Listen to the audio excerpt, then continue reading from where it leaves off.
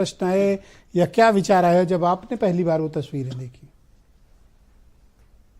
शर्मनाक थी तस्वीरें, अमानवीय था व्यवहार और स्तब्ध करने वाला था।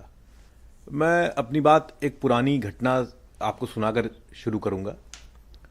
2013 में जब यहाँ कांग्रेस की सरकार थी तो एक संप्रभु राष्ट्र की विदेशी नीति कैसी होनी चाहिए और आपका अपना दम कैसा होना चाहिए तब दिखा। हमारी एक आईएफएस थी देवयानी खोबरागड़े।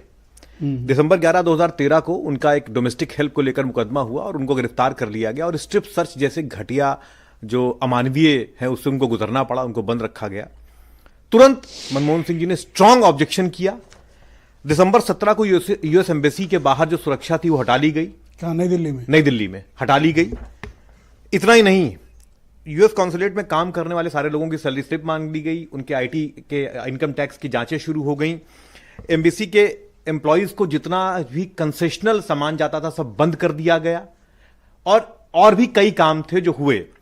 इसके अलावा उस वक्त जब एक गिरफ्तारी पे आप लोगों ने इतना एक गिरफ्तारी पर, इसके अलावा यही नहीं था, यूएस कांग्रेस का डेलीगेशन भारत में आया हुआ था। हमारे तमाम नेताओं ने उनसे मिलने से मना कर दिया।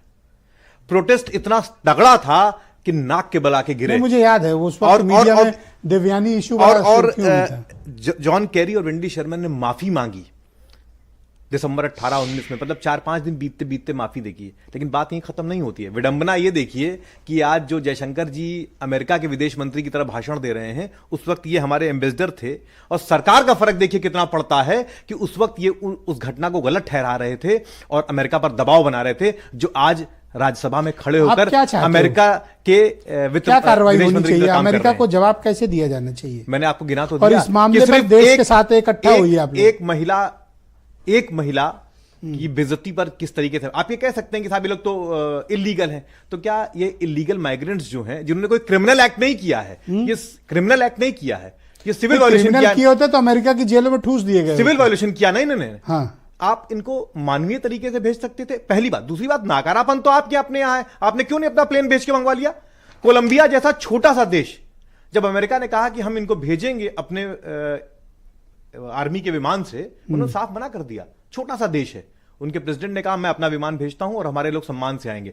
सम्मान से बुलवाया, यही नहीं, अपने लोगों को भेजकर एयरपोर्ट $1 बिलियन के ट्रेड रिलेशन है भारत के, कूटनीतिक संबंध है, सैन्य संबंध है। आप क्या चाह रहे हो कि सब खराब कर लें? मैं अपनी बात पूरी कर लूं। अगर आप जो डंका बजवाते हैं अपने आईटी सेल के माध्यम से घर के अंदर, अगर आपका वही था तो ट्रेड रिलेशंस तो गिर गिर के करेंगे हमसे। हमारी मार्केट लेकर, हम मार्केट तो हमारे पास है ना, कहां जाएंगे वो?